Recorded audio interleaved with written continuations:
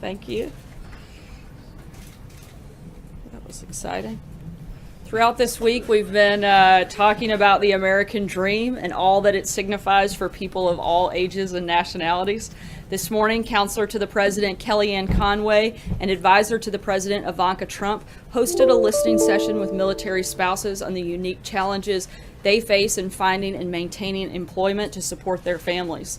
And yesterday, we hosted over 100 small businesses for a discussion on how they help to keep the American dream alive for millions of workers around the country. As I mentioned last week, I want to take time to recognize people from around the country that write in and ask the President questions. And today I wanted to read you a special letter to the President from someone who embodies the enterprising and ambitious spirit of America. Frank from Falls Church, Virginia wrote, "Dear Mr. President, it would be my honor to mow the White House lawn for some weekend for you. Even though I'm only 10, I'd like to show the nation what young people like me are ready for. I admire your business background and have started my own business. I've been mowing my neighbors' lawns for some time. Please see the attached flyer. Here's a list of what I have, and you're free to pick whatever you want: power mower, push mower, and weed whacker. I can bring extra fuel for the power mower and charged batteries for the weed whacker, and he'll do that with no charge. Sincerely, Frank." Frank, I'm happy to report back to you that I just spoke with the President. He wanted me to be sure and tell you that you're doing a great job and keep working hard. He also asked me, we found out when we called to let you know that we would be reading this letter, to wish you a happy birthday. I think Frank went from 10 to 11 in the time that we received and were able to respond to this letter. And he also wanted me to invite you to spend a morning here at the White House with the groundskeeper. The groundskeeper, we've talked to them, and they'd love to show you how the U.S. Park Service maintains the 18 acres of the White House complex, and he'd love to give you the opportunity to cut the grass in the Rose Garden. It's our responsibility to keep the American dream alive for kids like Frank, immigrants who are already here, and those who dream of immigrating here in the future. And with that, I'll take your questions. On Russia, Sarah? Justin? Does the President believe that white applicants to college are the victims of discrimination? I'm sorry? Does the President believe that white applicants to college are the victim of discrimination? I'm not aware of that opinion at all. I certainly haven't had that conversation or have any reason to. Can you explain why the Justice Department's Civil Rights Division is devoting its limited time and resources to... Quite an accusatory question, but I'd be happy to respond. The New York Times article is based entirely on uncorroborated inferences from a leaked internal personnel posting in violation of Department of Justice policy. And while the White House does not confirm or deny the existence of potential investigations, the Department of Justice will always review credible allegation of discrimination on the basis of any race. And I don't have anything further on that. Thank you. Why did the President say that he received a phone call from the leader of the Boy Scouts and the President of Mexico when he did not? Did he lie? No, on Mexico, he was referencing the conversation that they had at the G20 summit, where they specifically talked about the issues that he referenced. In terms of the Boy Scouts, multiple members of the Boy Scout leadership, following his speech there that day, congratulated him, praised him, and offered I'm looking for the word, quite powerful compliments following his speech, and those were what those references were about. Specifically said that he received a phone call from the President of Mexico. They were actually direct conversations, not actual phone calls. So he lied. He didn't receive. I wouldn't say it was a lie. It was. That's pretty bold accusation. It's the conversations took place. They just simply didn't take place over a phone call. That he had them in person. John. Sarah, if I could ask a couple of questions about Russia. Dmitry Medvedev, the Prime Minister, has weighed in on the President's signing of the sanctions, saying that this proves that the Trump administration is, quote, utterly powerless and ends hopes for better ties. What's the White House response? Look, this morning the President signed the Countering America's Adversaries Through Sanctions Act. The President favors tough measures to punish and deter the bad behavior of the rogue regimes in Iran and North Korea, and he also sent a clear signal that we won't tolerate interference in our democratic process by Russia. The bill was improved, but Congress has encroached on the power of the presidency, and he signed it in the interest of national unity. We've been very clear that we support tough sanctions on all three of those countries. We continue to do so, and that has certainly not changed, and I think that was reflected in the statements today. One of the finer aspects of the bill and the findings, it stated that Russia did, in fact, try to interfere in the U.S. election. In the president's statement on the signing statement, he did not quibble with that. Is that an indication that he does accept the finding that Russia interfered in our election? The president's already said that himself He said that directly other- at the press he's conference also in said that Poland. other He's actors may have been involved as well, but he doesn't dispute the fact that Russia was, and he said that in Poland at the press conference that I believe you were present for. One more, you said on Monday that when you had something to say about the Russian action on 755 diplomats, you would say something about it. Do you have anything to say about it today? No, I don't, but when I do, I'll let you know. Kristen. Sarah, thanks. Did President Trump speak with Russia's President Vladimir Putin prior to signing the bill or at all today? No. That's definitive, that's confirmed. Let me just ask you something about North Korea. General McCaffrey said that I think at some point we are clearly going to take dramatic action short of war against North Korea. Can you respond to that? Do you think that's an accurate characterization? Can you tell us where the administration's thinking is right now when it comes to taking some type of military action against North Korea to stop its provocations? As I've said many times before, we're not going to broadcast our actions, and we're keeping all options on the table. Jordan. Thank you. I'll ask you the question I was going to ask Stephen. The president said in an Economist interview in May, he was asked whether he supports cutting the number of immigrants who can come here legally. He said no. This bill today that he supports would cut the number of green cards issued by half. So when did the president have a change of heart on this issue? I'd have to see the specific reference, but I know that the president has talked pretty frequently about merit-based immigration reform, not just on the campaign trail, but he's been talking about this for years, and I can't comment on a story I haven't seen specifically. Lead to the reduction of total green cards. So does he have a separate opinion about the number of green cards? I think Stephen spoke pretty extensively on that, and I don't have anything to add beyond that. John?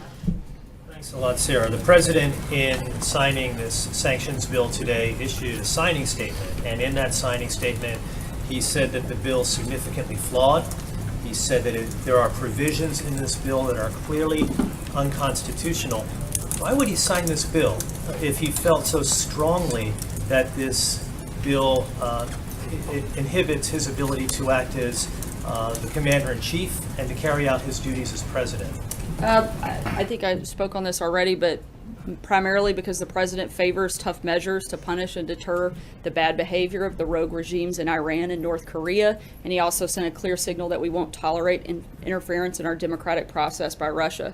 I also said that he signed it in the interest of national unity, and again in support of, there's no question that there isn't support for the principles of the bill. It's maybe just some of the process piece. Steve? I'm sorry.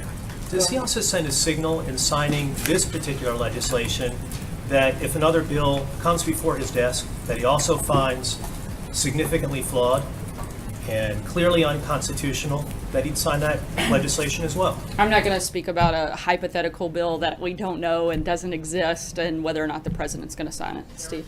Clear up some confusion. There were almost simultaneously two signing statements that went out. They had slightly different language. Did you intend to send both out, or was There's that a actually mistake? one signing statement and one press statement, so that's the difference.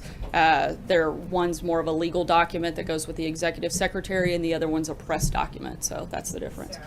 I wanted to bring up some unfinished business. When you were named press secretary, because there was so much focus on the other announcement that day, you only had a chance to talk about the job in one question. So I wanted to give you a chance to answer two questions that all of your predecessors have faced. The first one is, what is your overall approach to the job, especially in terms of balancing whether you're serving the president or serving the public?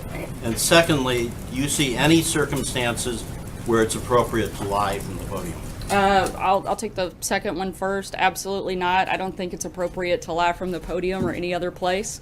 On the first question, I think that the balance, my job is to communicate the president's agenda, the president's message, and answer your questions on that as best that I can, as honestly as I can, and as transparent as I can possibly be at any given moment.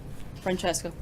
Following up on the question about the position, what exactly is Sean Spicer's role in this administration at this point, and how much longer do you expect him to stay on staff? And then something on the signing statement. As he said, I believe that was, a week or so ago. The days all kind of run together now. But he was going to stay on in a transition process through August, and nothing has changed. Because of Anthony Scaramucci leaving? No, nothing's changed at this Okay, point. and then on the signing statement, one of the things that it said was that it would drive China, Russia, and North Korea much closer together, these sanctions. Can you elaborate on that? Because yesterday you suggested that China was both an ally and a partner. I don't have anything to comment beyond the signing statement itself. Alexis? Sarah, can I just follow up 2 questions? On DHS, should we expect that more in September when Congress comes back, a nomination, or is that possible soon? And the second question is, lots of lawmakers, Republicans on the Hill, and the business community have been concerned that the president won't stay focused on tax reform. This is something they really want him to talk about. And you've just introduced immigration, you've got healthcare still hanging. Is the president going to focus on all of those issues in the weeks ahead going into September, or does he really want to showcase just 1 or 2 things? As we've said many times before, we can walk and chew gum at the same time, and we can work on a multitude of issues at the same time. In terms of the DHS appointment, I don't have any personnel announcements at this time. John Gizzi? Yeah, thank you, Sarah. This morning, New Orleans Mayor Mitch Landrieu, president of the U.S. Conference of Mayors, took a shot at Tom Homan, the head of the Immigration and Customs Enforcement. On June the 28th, right from that podium, Mr. Holman said, and I quote, most law enforcement officials in cities work with us, but many don't in the largest cities, and that's where criminal aliens and criminal gangs flourish. End of quote. Mayor Landrieu this morning said he's wrong about that. That kind of rhetoric is not helpful, and he added that police officers keep the streets safe, irrespective of immigration status, and do so all the time. Your response to Mayor Landrieu and his charge against someone who is mentioned frequently to be the next Secretary of Homeland Security? Look, I think Tom has served our country well. He's been Straight active in law enforcement, and I would certainly trust his opinion. Political views. So take one last question. Who? A lot of confidence in him and his ability, having been in a multitude of different positions within law enforcement and been able to see it in a lot of different places, not just one location like the mayor. So I would certainly defer to Tom on this issue. Jim? So then you would you trust him more than you would Mayor Landrieu on that issue? I think that's pretty safe to say, Jim. Yes, Jeff Flake, in a Politico magazine article, said the president was, he suggested the president was a carnival barker and had eroded conservatism. Is the president still thinking of helping to fund a $10 million challenge against Senator Flake? And does he have any response to Senator Flake's comments? I'm not sure about any potential funding of a campaign, but I think that Senator Flake would serve his constituents much better if he was less focused on writing a book and attacking the president and passing legislation. Alex. 2 American soldiers were killed today in Afghanistan. It's 9 on the year. Does the president know about this, and does he feel any sense of urgency to implement a new plan in the conflict there? I can't comment on that at this time, but I'll certainly keep you posted. Trey. Thanks, Sarah. Did President Trump feel pressured into signing the Russia sanctions bill? No, as I've said, the president supports putting pressure on these 3 countries in particular, and so he supports the principle of it and wanted to take action in that course. Steve? You were asked yesterday by Garrett Rizzi whether the president would weigh in on this question of cost-sharing payments. Can you put this to bed? Will the administration continue making cost-sharing payments or not? The CSR payments are bailing out at this point a failed law that the president wants to repeal and replace. Since last year's campaign, the president has been clear that Obamacare is a failed law.